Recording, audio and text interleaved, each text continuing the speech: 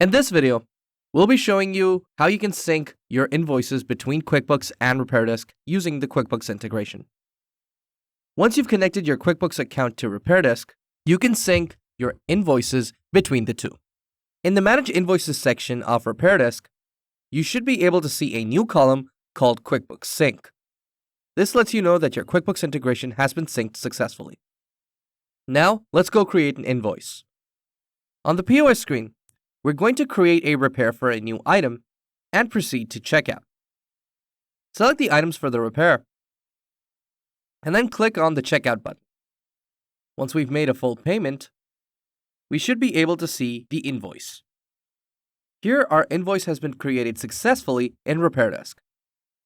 Now, if we go to Manage Invoices, we'll see that in the list, our invoice has been added, and in the QuickBooks Sync column, we'll see the status in progress.